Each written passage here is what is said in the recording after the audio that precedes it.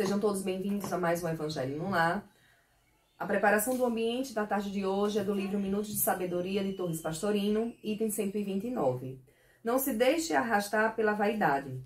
Aprenda a conhecer-se. Não se julgue indispensável.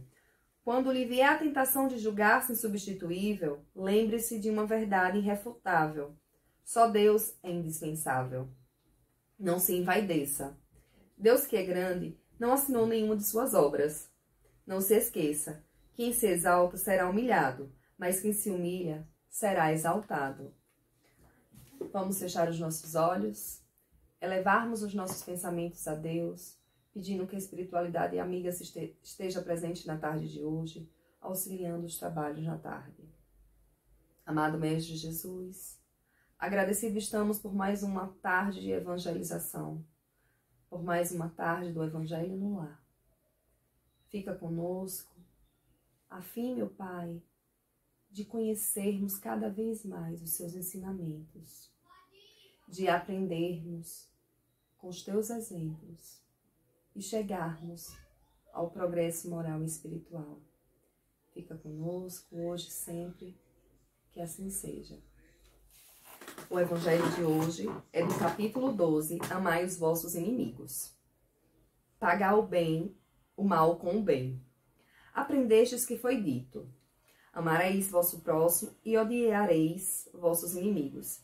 E eu vos digo: amai os vossos inimigos, fazei o bem àqueles que vos odeiam, e orai por aqueles que vos perseguem e vos caluniam, a fim de que sejais os filhos do vosso Pai que estais no céu, que faz erguer o sol sobre os bons e sobre os maus, e faz chover sobre os justos e os injustos.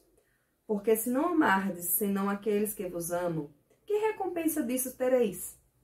Os publicanos não fazem também? E se não saudardes senão os vossos irmãos, que fazeis nisso mais do que os outros? Os publicanos não fazem também? Eu vos digo que se a vossa justiça não for mais abundante que a dos escribas e dos fariseus, não entrareis no reino dos céus. Mateus capítulo 5, versículo 20, 43 a 47. Se não amardes senão aqueles que vos amam, que recompensa tereis, uma vez que as pessoas de má vida também amam aqueles que as amam?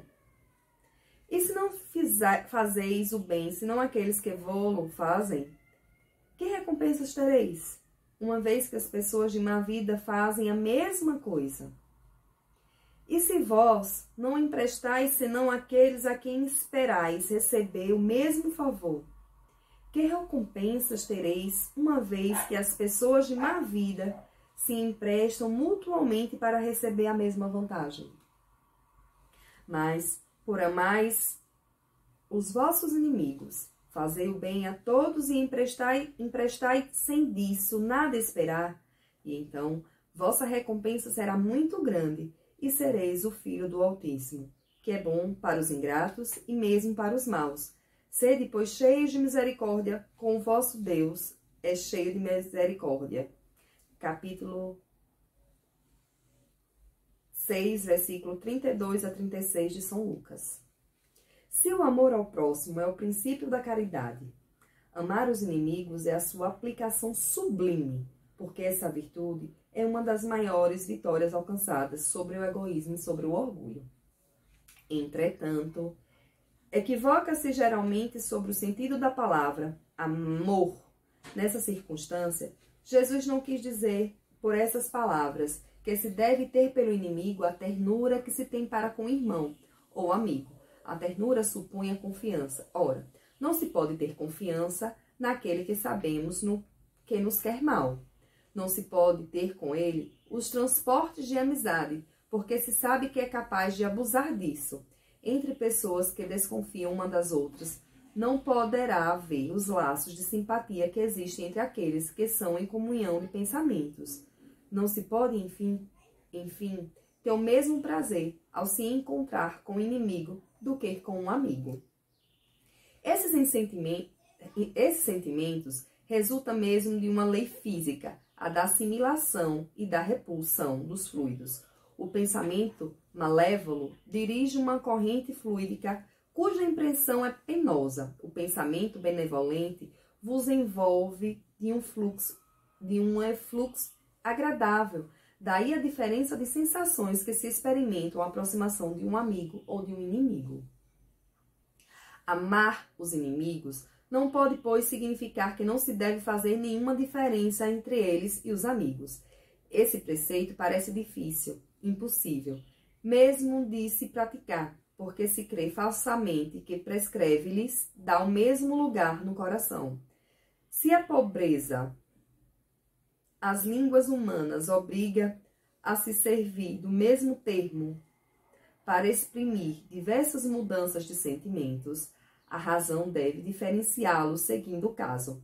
Amar os inimigos não é, pois, ter para com eles uma afeição que não está na natureza, porque o contrário de um inimigo faz bater o coração de maneira bem diferente do de um amigo. É não ter contra eles nem ódio, nem rancor, nem desejo de vingança. É perdoar-lhes sem segunda intenção e incondicionalmente o mal que eles fizeram. E não por nenhum obstáculo à reconciliação. É desejar-lhe o bem, em lugar de desejar-lhe o mal. É regozijar-se, em lugar de afligir pelo bem que os alcança.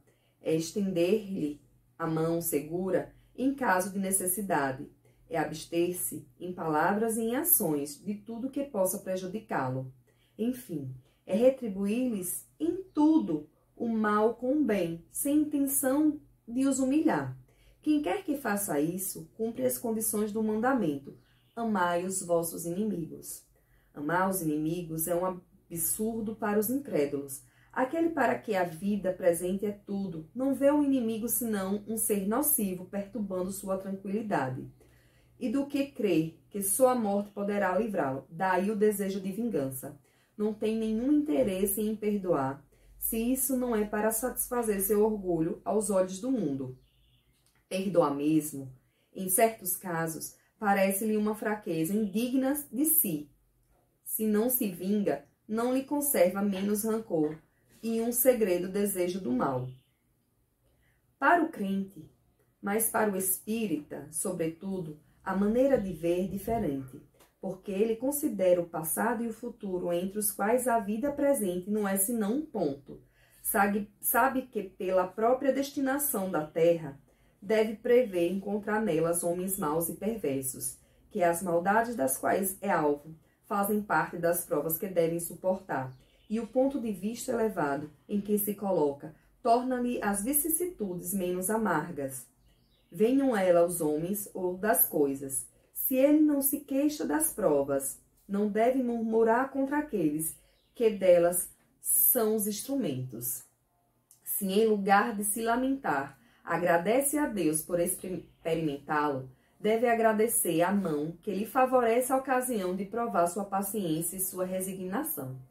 Esse pensamento o dispõe naturalmente ao perdão. Se ele sente, por outro lado, que quanto mais é generoso, mais se engrandece aos próprios olhos e se acha fora do alcance dos golpes malevolentes do seu inimigo, o homem que ocupa uma posição elevada no mundo não se crê ofendido pelos insultos daquele a quem considera como seu inferior. Assim, ocorre aquele que se eleva no mundo moral, acima da humanidade material. Ele compreende que o ódio e o rancor o aviltariam e o rebaixariam. Ora, para ser superior ao seu adversário, é preciso que tenha a alma maior, mais nobre e mais generosa. Quando o Senhor fala que amai os vossos inimigos, quando o Senhor fala que é pagando o mal com o bem que se deve fazer, quando ele fala assim, olhe, não queira odiar o seu inimigo, não retribua o mal com o mal. Ele não quer dizer que é para você andar de braços dados com o seu inimigo. Não. É saber que você ora por aquela pessoa, pede ao Papai do Céu que abençoe grandemente ele, que não guarde nada no seu coração. Não fale dele pelas costas, não fale dele para outras pessoas, não fale dele para ninguém. Simplesmente você abençoa. Você sabe que você não pode contar com aquela pessoa. Você sabe que aquela pessoa pode lhe machucar, como já lhe machucou. Você sabe que não pode confiar, mas você não tem rancor, não tem ódio, não tem raiva no seu coração. Aquela pessoa fez alguma coisa pra você, lhe machucou, lhe deixou ferido, mas você superou. Você sentiu naquele momento, mas você não ficou remoendo. Então, perdoou. Se ela precisar de você, você estará para ajudá-la. Mas não para falar assim, ó, tá vendo? Você me fez isso, isso e isso, e eu estou aqui lhe ajudando. Não, não é isso. Você ajuda como se você estivesse ajudando um amigo.